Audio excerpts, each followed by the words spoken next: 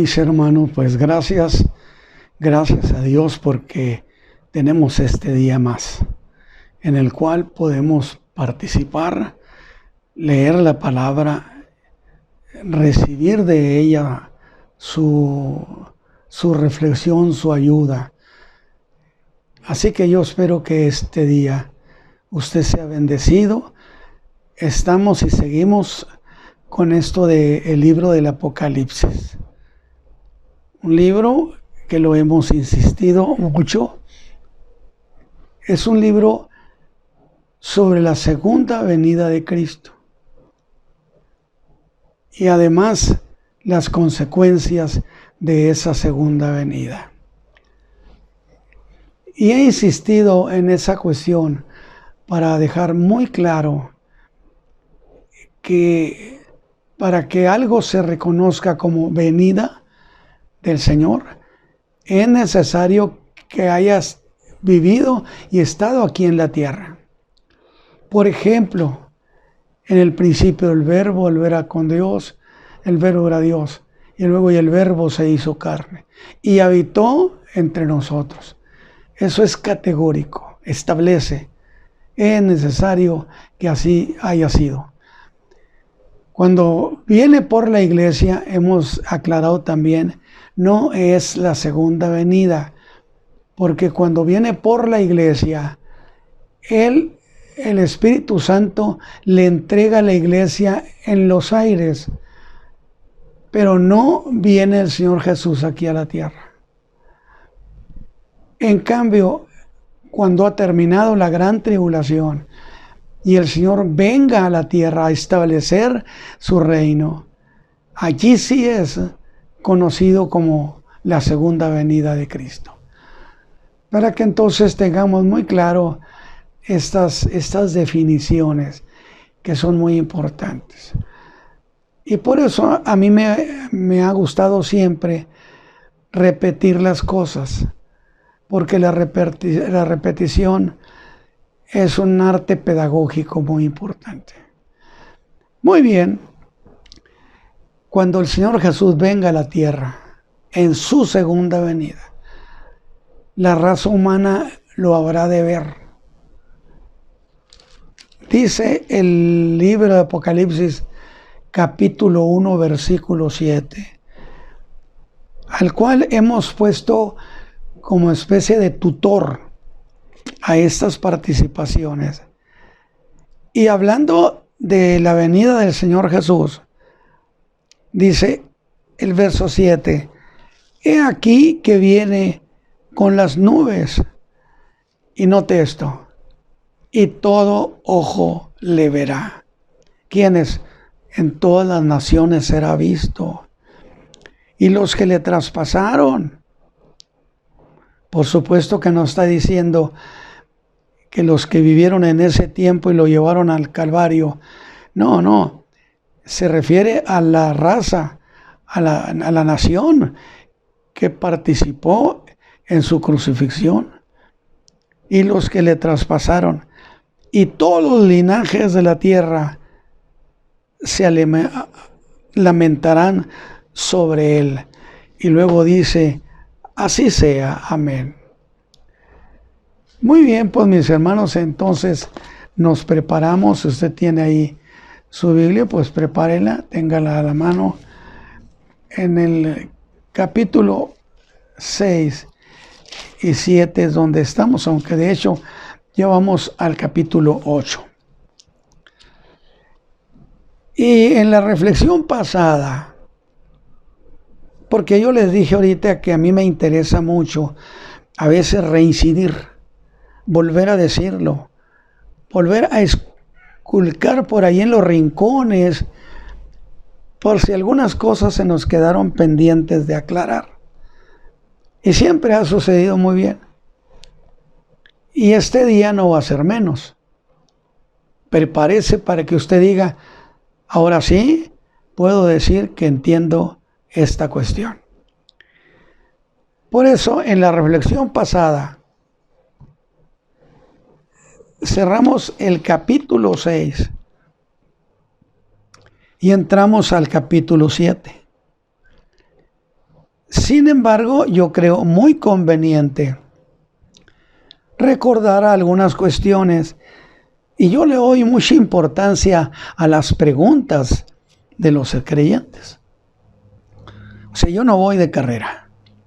Si algún hermano me dice, hermano, quisiera explicarme, lo hago con gusto. Y creo, por lo tanto, conveniente recordar preguntas que hizo una hermana de Texas, de Houston, Texas. Preguntas, por supuesto, asociadas al capítulo 6. Porque sí le ruego que las preguntas que se hagan particularmente estén asociadas al tema que estamos tratando, para no divagar. Y la hermana hizo pregunta muy apropiada. Y el capítulo 6, a partir del versículo 12, habla que hubo sobre la tierra un gran terremoto, por lo que se ve, cual nunca había habido. Aun que en el capítulo 16 encontramos algo parecido, que no significa que sea un suceso distinto, sino un suceso igual narrado en dos ocasiones. Preguntas asociadas al capítulo en cuanto al sexto sello, de los versos 12 al 17, hermano. Sobre el gran terremoto que hubo, donde los montes y las islas fueron movidas de su lugar. No dice que se movieron, como si ellas pudieran tener esas reacciones. No, fueron movidas. Quiere decir que hubo intervención externa. Las movieron. Qué interesante. ¿Quién las movió? Las movieron de su lugar. Así como también nos habla de la condición de verdadero pánico que este fenómeno causó en la raza humana. A grado tal que hubo reacciones en 7 grupos que ya mencioné. Y luego hemos terminado allí la narración del 6. Y nos fuimos al capítulo 7. Y apenas pusimos nuestro pie en el capítulo 7, el escritor sagrado nos trae otra nueva revelación que pudiéramos pensar, ya lo de atrás es otra cosa, esto ya es diferente, es nuevo. Vamos a encontrar que tiene una verdadera asociación en el 6 y en el 7. Y nos habló de 4 ángeles, poderosos por cierto, que mire dónde estaban, posicionados en los 4 ángulos de la tierra, en los 4 puntos cardinales. ¿Y qué hacían allí? Bueno, que estos ángeles tenían poder, uno, para detener los 4 vientos de la tierra, para que no soplara el viento. Pero por consecuencia, podían permitir y hacer que el viento soplara sobre la tierra. Una cosa es que le dijeran que no lo hicieran, porque podían hacerlo, eran ángeles poderosos. Para que no soplara viento, fíjese, ni sobre la tierra, ni sobre los árboles, ni sobre la mar, ni sobre ningún árbol. Aunque se aclaró que esos ángeles tenían poder para causar daños, para impedir los vientos sobre la tierra, por consecuencia, para impulsarlos sobre la tierra. Por lo que dice el verso 3, eso es lo que está. Aquí están 4 ángeles, ellos tienen poder. Pero de repente sube del nacimiento del sol, del lado del oriente, lo que llama la Biblia otro ángel, que tenía autoridad, que tenía el poder, tenía el derecho, la jerarquía, para ordenarles. Y en este caso les ordenó que no hicieran daño, pero note esto. ¿Hasta cuándo? Note que no hicieran daño hasta que, quiere decir, en un espacio de tiempo de por medio. Ahorita no, pero poco tiempo después sí. Hasta que señalemos a los siervos de Dios. Y que mientras se señalaban a esos llamados siervos de Dios, no hicieran daño. Bueno, no harían daño mientras eso se estaba haciendo, de señalar, de sellar a esos 144,000. Pero que lo harían después, no significa que no. Evidentemente que sí hicieron daño. Y lo hicieron cuando se les ordenó que lo hicieran. Indiscutiblemente es este ángel que les ordenó que no, que después les ordenó que sí. Cuando llegó un tiempo específico. Lo que implica, mis hermanos, que tenían poder, escúchenme bien, tenían poder, pero no tenían facultad de toma de decisiones. Tenían poder para dañar, pero no tenían poder de toma de decisiones. Porque ya sea que les dijeron que no y después los autorizaron, implica que esas decisiones no las tenían ellos en su poder.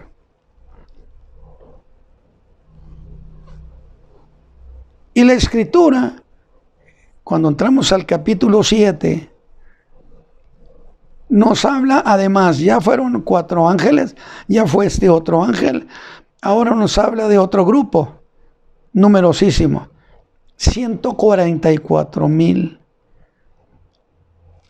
a los que califica como siervos de Dios. No dice que los van a convertir en siervos de Dios, son siervos de Dios. Y que en ese punto dije que estos 144,000 no eran la iglesia. Y la prueba que no era la iglesia, puesto que con toda claridad dice que eran de las tribus de Israel, de las 12 tribus de Israel. Esos 144,000 eran 12,000 de cada tribu, por 12 tribus, 144,000. Así fue la cuenta que se hizo. Y esos 144,000 que ya sabemos, lo de los 4 ángeles, ya sabemos de este ángel poderoso que dio orden, pero estos 144,000 que, puesto que Dios no es un Dios ocioso, bueno, esos 144,000 que según el capítulo 7 dije, son 12,000 de cada una de las 12 tribus de Israel. Consecuentemente, no eran la iglesia. ¿Por qué razón? No eran la iglesia porque la iglesia ya estaba con el Señor. Y esto lo encontramos en el capítulo 5, versículo 9. Estaban ante el trono de Dios. Había una enorme multitud. Y había otra multitud tan grande que era gente venida de todas las naciones de la tierra. No estaban en Jerusalén. Estaban en el cielo con el Señor. Habían sido levantados. Que es lo que yo insisto. La iglesia no estará durante la gran tribulación. Ahora bien, ¿pero qué hacían? Dice que cantaban un nuevo cántico, diciendo: digno eres de tomar el libro y de abrir sus sellos. Y a ver, ¿a quién le estaban diciendo eso? Porque tú fuiste inmolado, clarito, y nos has redimido para Dios con tu sangre. Yo creo que nadie se equivoca al entender que están hablando del Señor Jesús, el Cordero, el Redentor, el crucificado. Porque ese Cordero nos ha redimido. Ahora, eso solo la iglesia lo puede decir. Porque allí en esa enorme reunión hay otro grupo. En el verso 12, que según el verso 11, eran multitud de millones, lo que llaman billones, millones de millones. ¿Quiénes eran estos? Estos eran ángeles que le decían al Cordero: fuiste inmolado. Y usted me dice, hermano Ramos, ¿pero eso qué? Pues que le dicen eso, pero que en diferencia del otro grupo que cantó, le dijeron: tú nos has redimido. En este caso, estos otros le están diciendo: tú fuiste inmolado. Pero no le dicen que los redimió. Estos eran los ángeles. Y así lo aclara allí, que son ángeles. Ángeles de Dios. Porque los ángeles, hermanos, puede ser que usted me pregunte, y sería muy buena pregunta, ¿por qué los ángeles no pueden ser redimidos o no son redimibles? Se lo voy a decir. La raza humana somos redimibles y fuimos redimidos porque somos una familia. De Adán descendemos todos. Y dice Pablo a los romanos que por uno el pecado entró a todos los hombres. Porque somos familia. Mi papá, mi abuelo, mi tatarabuelo, todo eso. O sea, hay una relación congénita. Y entonces, así como por uno cayó la raza humana, por otro que es un representativo también, el segundo Adán, que es Cristo, salvó a la raza humana, porque somos familia. Mientras que los ángeles no son familia. Va conmigo. Es decir, los ángeles son creaciones individuales.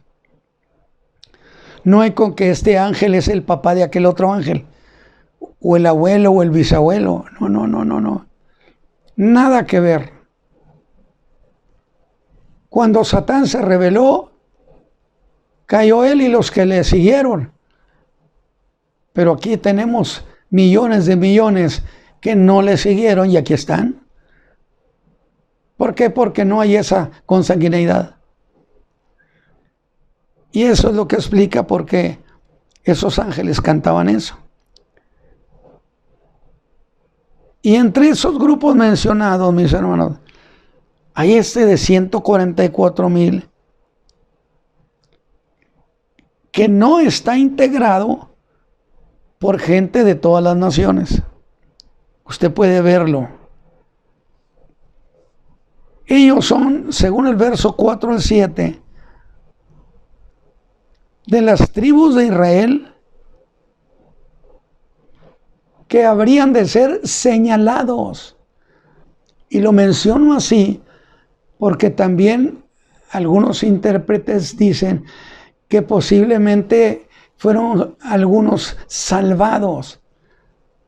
Pero yo no encuentro que pueda meter ese suceso a la doctrina de la salvación. Porque no está hablando de salvación. Aquí está hablando de señalarlos para algo. Y yo le pido que ponga cuidado a eso de señalados. Dije, en esto hay quien interprete que son judíos que entrarán al milenio con Cristo y que son los que fueron salvados durante los primeros 3 años y medio de la última semana o de la tribulación. Eso es lo que dice, no es lo que yo digo. Pero tengo que mencionarlo por respeto a todos nuestros hermanos que han trabajado, que trabajan así muy duro. Esto creo conveniente hacer una precisión. La iglesia ha sido levantada y está con el Señor. Ya no está en la gran tribulación. Y aunque a usted le pueda parecer extraño lo que le voy a decir, es esto: que estoy cierto en mi entendimiento que el evangelio de la gracia no se está predicando porque la iglesia ya no está en la tierra y a la iglesia es la que le encargó el Señor que hiciera eso. Vaya usted a final de Mateo o de Juan. Y usted me dirá, hermano Ramos, entonces, ¿cómo son salvos? Bueno, yo no estoy diciendo que ellos fueron salvados, pero que eran salvos y lo eran. Pero si usted está diciendo, hermano Ramos, que no se está predicando el evangelio de la gracia, no está escrito que cómo puede ser salvo alguno si no hay quien le predique. Romanos 10:14. Muy buena apreciación. Que dice, ¿cómo invocarán a aquel de quien no han oído? Es una pregunta extraordinaria. ¿Cómo van a ser salvos si no han oído? Bueno, veamos eso. ¿Usted cree que muchos de los que se quedaron en la tierra, incluso judíos y gentiles, no cree que sin duda conocieron el evangelio de Jesucristo, pero no aceptaron invocarlo para que lo salvara? Y entonces viene el Señor por la iglesia y pues no los levanta. Cuando venga en el arrebatamiento de la iglesia, esos no se van. Pero ahora veámoslo desde otro punto de vista. ¿Cree usted que esa gente que sí conoció lo del Evangelio y sí oyó sobre eso,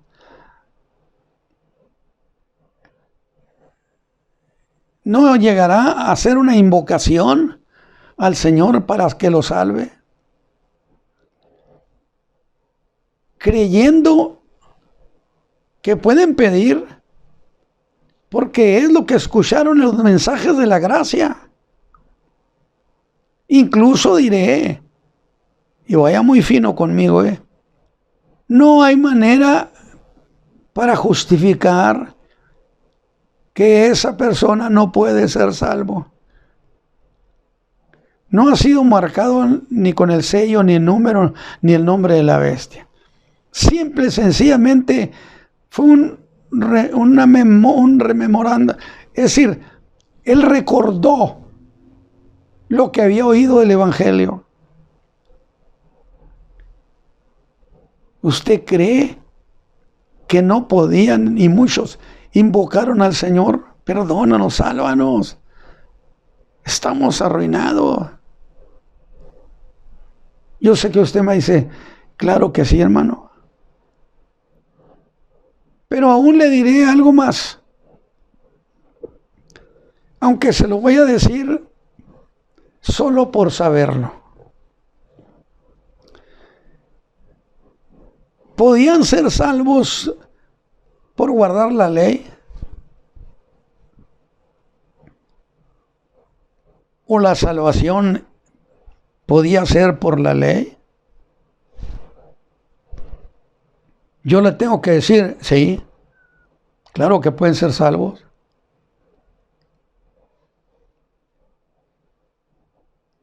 ¿No dijo Dios a Israel en el monte del Sinaí, cuando les entregó los mandamientos? Haz esto y vivirás. Es decir, que si se guardaba la ley, ¿podría tener esa vida eterna de la salvación?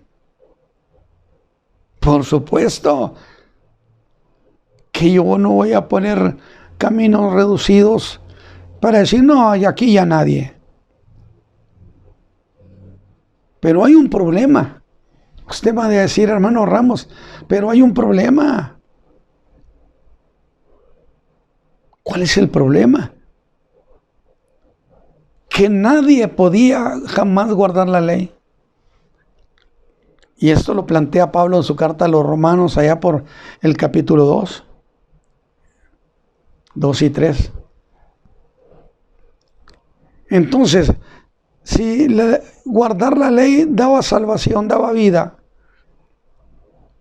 si la guardaba toda,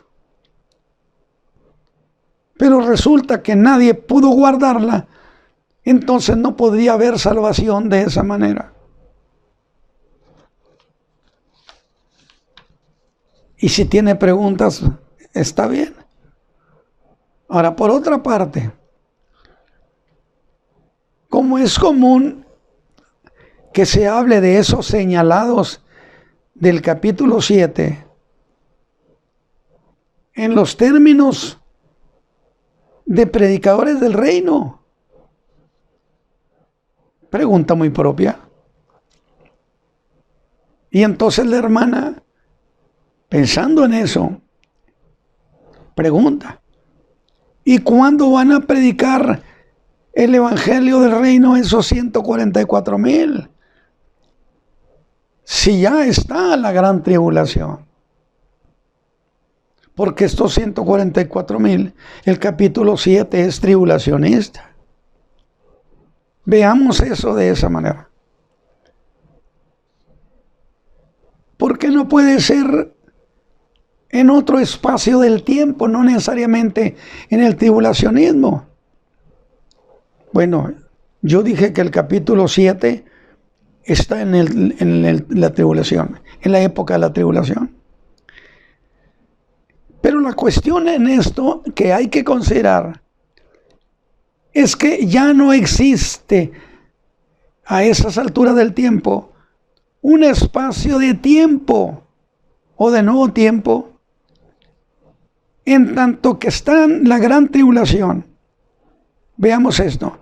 Y después de la gran tribulación, y como ese capítulo 7 queda en el tiempo de la última semana profética de Daniel, la semana 70, que son 7 años, que también lo entendemos como el tiempo de la gran tribulación, donde la gran tribulación no son 7 años, pero está contenido, integrado dentro de esa última semana profética, que son 7 años.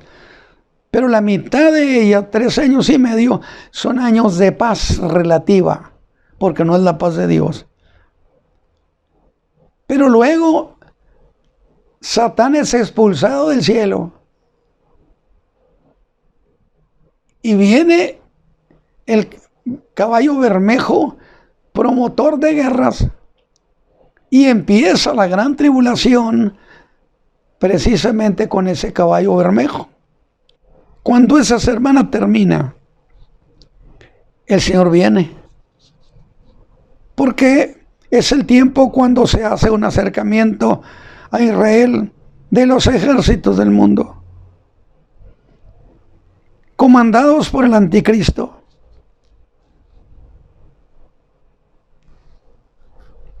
En la llamada guerra de Armagedón, que yo le voy a pedir, pues no la confunda con la guerra de Gog y Magog, porque hay esa manera de pensar, pero no hay problema. Ya llegaremos a su tiempo. Y cuando termina la guerra de Armagedón, el Señor vence los ejércitos enemigos de las naciones.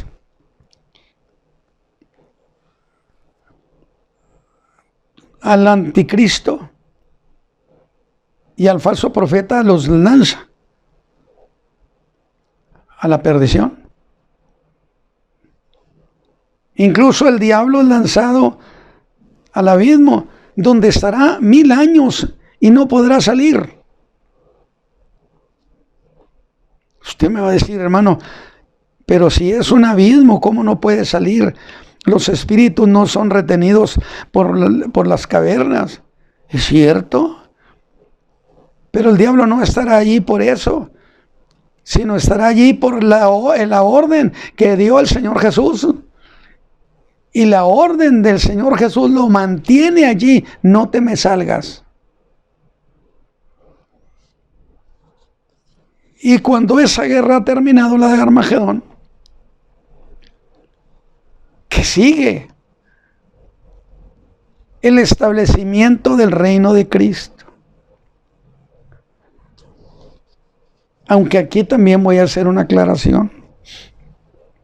Es común que, incluso yo le he dicho, Cristo viene a establecer su reino. Es correcto. Pero, hablando con más precisión, viene a restaurar el reino de David. Restaurarlo. Eso dice el Evangelio, el libro Los Hechos, capítulo 1, por el 7 o el 8. Restituirás en este tiempo el reino de Israel. Restituirás. No se puede restituir lo que no existía. Y David tenía ese reino y ahora vuelve a la existencia. Restaurado. Pero vamos a llamarlo así: restablecimiento del reino de Cristo. Entonces, aquí tenemos una cuestión.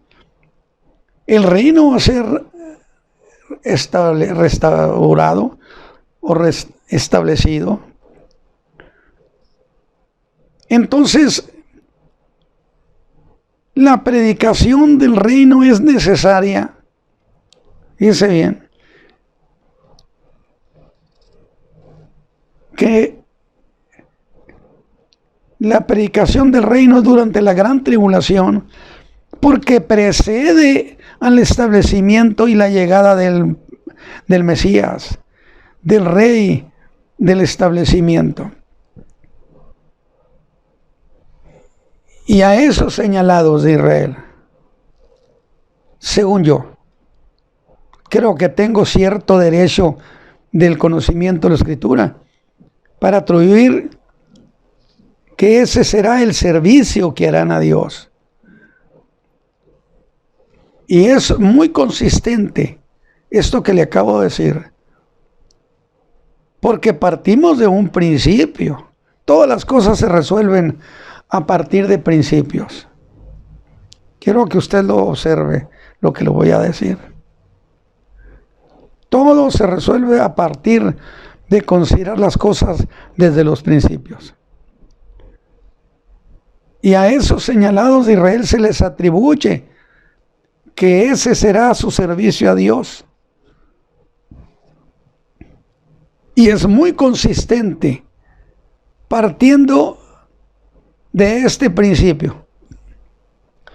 Miren, cuando Dios ordena que se ejecute un proyecto, este no podrá quedar inconcluso. Debe cumplirse. Por eso yo expliqué.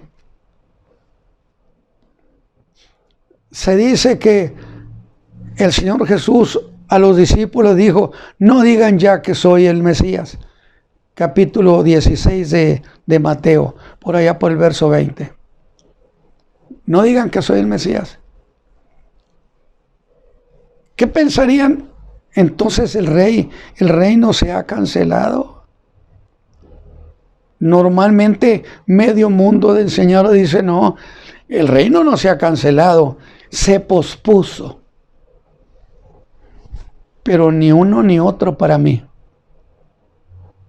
Porque no se puede cancelar, porque es un decreto divino establecer el reino entre los hombres y Dios morando entre ellos. No puede. Pospuesto tampoco, porque equivale a que el reino debió instalarse en esa fecha, pero como el Señor no pudo instalarlo, entonces le ponemos otra fecha, lo posponemos. De ninguna manera, absolutamente de ninguna manera. No se pospone porque la fecha en que se debe instalar está consignada en los archivos de Dios y no se pasará fecha cuando lo haga. ¿Le parece bien? Y es muy consistente. Dije que cuando Dios ordena que se haga algo, no puede dejar de cumplirse. Y cuando el Señor Jesús vino en su primer venida, no vino a establecer el reino. Vino a cumplirle a Abraham la promesa de que en él serían benditas las familias de la tierra. ¿O no? Y cientos de años después le hizo promesa a David de un reino donde su hijo. Entonces es primero la promesa a Abraham y después de muchos años la promesa hecha a David, 800 años. Y lo que es primero en tiempo es primero en derecho. Dijo el Señor Jesús a su Padre: Padre, capítulo 17 del Evangelio de Juan, he acabado la obra que me diste que hiciese. Y el apóstol Pablo, hermanos, habló de esa manera, en ese mismo sentido, diciendo que él quiere acabar el ministerio que recibió del Señor Jesús. Incluso hay un pasaje en el libro donde dice: desde Jerusalén hasta el Ilírico he llenado todo del Evangelio de Cristo. Que yo le di una interpretación diciendo: miren, aquí está la lista de todos los lugares y todos están palomeados. Ya cumplí. He hecho todo lo que me dijo que hiciera. Incluso es hasta la idea de la parábola de aquellos que les dio cierta cantidad de oro, de plata, de dinero para que lo trabajaran, para que invirtieran. Y uno de ellos, muy mono, dijo, bueno, yo sabía que eras hombre duro y entonces lo que hice fue guardarlo. ¿Le aceptaron eso? Léalo. Y yo tengo una manera de decirlo. Nadie se puede dar el lujo, por muy grande predicador, por muy grande que fuera Moisés, por muy grande que fuera Pablo, no se podían atribuir el derecho de dejar tareas sin terminar. Y a estos hombres los encontramos precisamente con tareas cumplidas. Ahora, otro punto. El capítulo 7 llama a esos 144,000 como los señalados. No dice que son para salvación. Se da interpretación, que el remanente, que todo eso, pero específicamente no los llama para salvación, sino para señalarlos. Que eran siervos de Dios, dijo incluso. Que se ha dicho que esto podía ser una referencia a los que se salvaron. Imagínense, 144,000 salvados de Israel, pues es una pequeñez para la cantidad de israelíes. Pero luego le dice, no, esas son las primicias, porque luego vienen más. Y ya se resuelve el conflicto. Yo prefiero verlos de otra manera.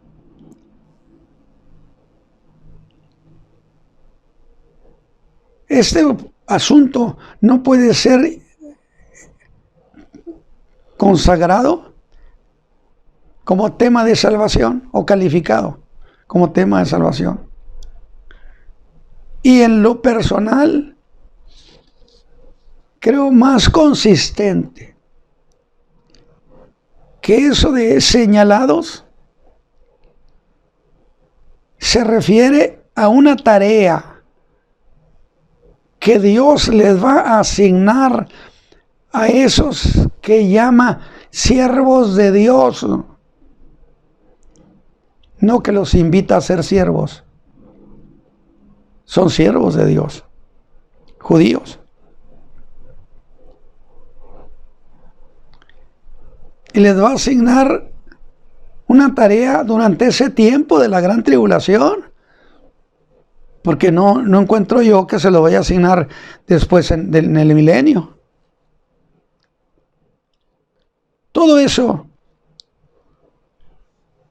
independientemente de su salvación. Pero digamos, ¿qué suceso sigue? ¿Qué sigue? ¿Qué sigue después de que se ha terminado la guerra de Armagedón? Que ha vencido a todos sus enemigos. Y que inclusive no lo estoy mencionando, pero hay dos cosas que hace el Señor cuando viene en su segunda venida. Una de ellas, Ezequiel 20, va a juzgar a Israel como nación. No está hablando de los que murieron y que resucitan. No. No está hablando la Biblia de eso. Está hablando de hacer un juicio a Israel como nación viva. Tanto así que dice en Mateo que el Señor enviará a sus ángeles a que le traigan a sus escogidos. Y en esa declaración es donde se apoyan a veces para decir, mire, ya ve, es la iglesia, son los escogidos. Bueno, es que no nomás la iglesia es llamada escogida. Israel es pueblo escogido. Entonces, ¿de cuál de los dos hablaba? Digo, se lo pregunto. Van a todo el mundo los ángeles y se los traen, pero no se los traen a Jerusalén. Pues, ¿a dónde se los van a traer? ¿Recuerda usted que cuando estaban a punto de entrar y fueron los 12 espías por 38 días a explorar la tierra para ver si era como Dios había dicho? Y armaron un escándalo de que era una tierra que tragaba a sus habitantes, que Dios les había mentido en realidad, que no eran así las cosas. Y solamente hubo dos, Josué y Caleb,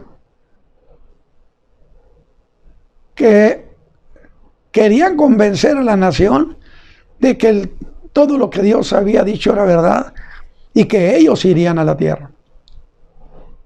Bueno, entraron a la tierra, pero de esos 600,000 o más que habían salido de Egipto, que yo no sé cuántos serían ahora ya, ninguno entró. Todos se murieron en esos 38 años en el desierto por ofender a Dios. Números 13. Mientras que 45 años después de haber entrado a la tierra de la promesa, Josué y Caleb vivían muy a gusto. Porque Dios no miente. Y yo decía, Moisés les habrá de decir, si son fieles a la palabra, miren, esto es lo que les espera. Y Moisés diría, yo no necesito vivir en ese tiempo, con que Dios lo haya dicho. Y yo dije en un mensaje, estoy de acuerdo contigo, Moisés, porque al final de los siglos y los milenios, el Señor Jesús viene a su tierra, la tierra de Israel, y va a establecer al pueblo y la nación será bendecida. Tuviste razón. No necesitabas venir a este año 2000 o 3000 para decir, Dios cumple. Dios cumple. De tal manera que hace eso, pero también va a juzgar a las naciones vivas. Según la parábola de Mateo 25, aquello del corderito y habrá de juzgar a las naciones gentiles en relación al trato que le dieron a Israel en los días de su ruina, de su tristeza, en los días en que fue perseguida. Tuve hambre y no me diste. Estuve en la cárcel y no me visitaste. ¿Cuándo hiciste eso? ¿Cuándo dirían? ¿Cuándo hiciste eso, Señor? Dijo, por cuanto no me lo hicieron, no se lo hicieron a estos pequeñitos. ¿Y quiénes son los pequeñitos? Los hijos de Israel. Entonces son dos cosas que sería precioso entrar, pero no lo voy a hacer. Pero nomás menciono, es que yo dije, se termina la guerra de Armagedón y ahora ¿qué sigue? Bueno, miren, les diré sigue esto y esto, ya. Y me regreso. Y es entonces cuando Zacarías 14 va a hablarnos, o Zacarías nos va a hablar de aquello que le dijeron los ángeles. Este mismo Señor vendrá aquí mismo donde se ha ido al cielo, aquí vendrá. Y Zacarías 14, el Señor viene y pone su pie en el monte de las olivas. Precioso. Y es entonces cuando Israel habrá de recibir al Señor, creer en Él. Y entonces están las condiciones para que Él se establezca en su reino. Él va a establecerlo. Digo, para que nadie se apunte. ¿No es acaso la piedra cortada no con mano que golpeó a los imperios del mundo y de ella nació un imperio eterno? Pues la misma profecía tiene su explicación. Pero déjeme comentarles esta. Dios entonces no los llamó para salvarlos. Ellos eran siervos de Dios. Ahora, la hermana en este detalle, ella pregunta acerca de cómo es que se convirtieron, se arrepintieron, fueron llamados al ministerio, que cómo fue eso. Muy buena pregunta. Y entonces tengo que irme a lo siguiente. El Espíritu Santo levanta la iglesia para entregársela a Cristo en los aires. Y el Señor se va, se lleva a su iglesia. Y el Espíritu Santo desciende sobre Israel. Joel 2. Por eso entendían ellos que haber un derramamiento del Espíritu Santo ya de esa naturaleza equivaldría a restaurar, a hacer el tiempo de restaurar el reino. Se lo dijeron en Hechos capítulo 1. Puede leerlo para que lo busque. Los llamó para que ejecutaran una tarea muy congruente, proclamando al mundo gentil lo que se iba a instalar el reino del Mesías, que el rey venía, que tenían que recibirlo y ponerse bajo sujeción. ¿Acaso no dice eso el verso 14? Para predicar a todos los gentiles, por testimonio, que el reino va a ser restaurado, y pronto. Ahora, aquí entramos a una figura bonita. Un reino que se va a establecer, se establece habiendo también una proclamación de que se va a establecer. Y el reino se va a establecer. Y entonces se proclama. Y ese reino que va a ser restaurado ha de ser legítimamente proclamado y luego instalado. Ahora, pero déjeme. Usted me va a decir, predicando eso en el gobierno del anticristo, cuando estaba aquello ardiendo. Sí, claro que sí. Pero, en el capítulo 7 habla de que fueron llegando algunos y un anciano, un ser viviente, le preguntó a Juan, ¿y estos quiénes son? Dijo, no, tú lo sabes. Dice, estos han venido de grande tribulación. Y aclara que no aceptaron ni sello, ni nombre, ni número. Y entonces se legitima lo que yo he dicho. Ni el diablo mismo puede obligar a ningún creyente a ponerse nada. Porque somos creados con soberanía. Y Dios hace valer nuestro derecho soberano. Lo van a aceptar por convencimiento, pero no van a poderlo forzar. Y estos del capítulo 7 resulta que no aceptaron. ¿Y qué sucedió? Murieron. Fíjese bien. Esos son los que han venido de grande tribulación y han lavado sus ropas y las han blanqueado en la sangre del Cordero.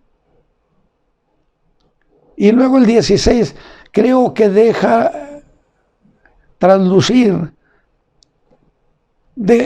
cómo murieron. ¿De hambre? ¿De sed? El sol que los pusieron ahí imagínense, en una zona desértica, atados, no caerá más sobre ellos, ni ningún otro calor. Ellos, alguien me dijo, pero entonces, ¿por fin fueron salvos por la gracia o por la ley? Es que no se puede ser salvo más que por la gracia. Porque la ley y la gracia no caminan a distancia separada, ni son enemigas. Haz esto y vivirás. De tal manera que estos fueron lavados con la sangre del Cordero, lo dice. Y estos eran durante la gran tribulación, no dice, han venido de grande tribulación.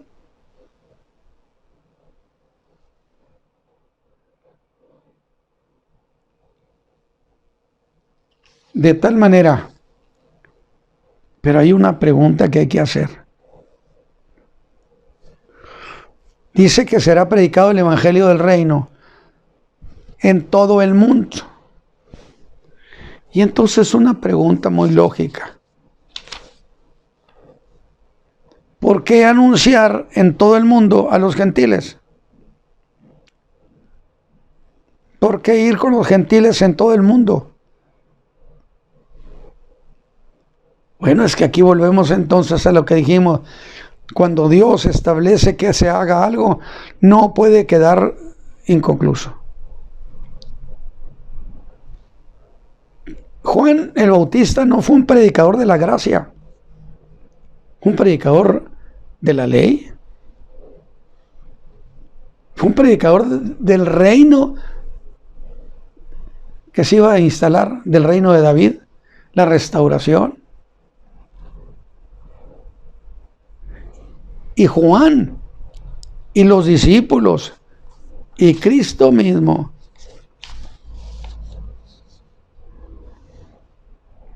predicaron el evangelio del reino, pero no a todo el mundo. Predicaron el evangelio del reino ¿a quiénes? A los hijos de Israel. Y podemos decir por ese lado, tarea cumplida, misión cumplida. Sí, pero ahora tenemos al mundo gentil. El mundo gentil no escuchó, no fue enseñado con el evangelio del reino en ese tiempo. Y entonces ese trabajo no puede quedar pendiente. Y dice el Señor en Mateo 24, será predicado el evangelio a todos los gentiles.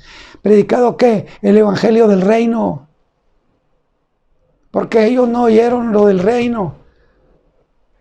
Y es consistente, porque precisamente la segunda venida de Cristo tiene que ver con la promesa hecha a David, que un hijo suyo establecería un reino. Y el evangelio del reino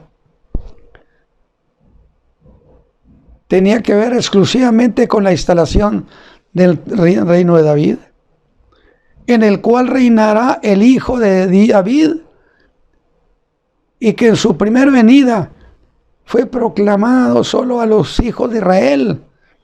¿O no dijo en Mateo 10, no dijo el Señor, no vayan ustedes con los de Samaria ni con los gentiles? He sido enviado solo a las ovejas perdidas de la casa de Israel. Es decir, el evangelio que se predicó, todo ese ministerio del Bautista, de Cristo y de los suyos, tuvo que ver con el evangelio del reino. Cuando el Señor se va a su Padre, entonces los discípulos tienen la orden, la consigna de ir ahora sí a anunciar el evangelio de la gracia a todo el mundo. No hay ningún conflicto. Dijo el Señor, y entonces vendrá el fin. Y yo sé que muchos van a pensar, ¿el fin de qué, hermano? Bueno, que algunos hermanos dicen, va a ser el fin del mundo. Pero yo le voy a decir esto. Cristo viene y establece su reino, y ese reino tiene duración de 1000 años aquí en la tierra. Entonces, por lo tanto, no se preocupe por el fin del mundo. Todavía le quedarían 1000 años más, que es todo el milenio, cuando Cristo reina.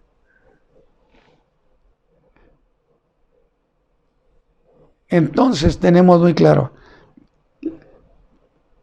cuando la guerra de Armagedón termina, también se determina el tiempo de los gentiles, que es todo el tiempo en que los gentiles han gobernado o tenido influencia sobre Israel. Y desde Sedequías, que se lo llevaron a Babilonia, no ha vuelto a reinar en Israel un hijo de David. Por consecuencia, es necesario que reine el hijo de David. Y ahí es donde está precioso. Precisamente el que viene en esa segunda venida, resulta que es el hijo de David.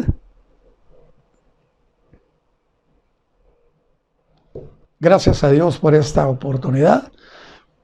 Y yo espero, hermanos, que usted haya sido bendecido, ayudado con esta enseñanza.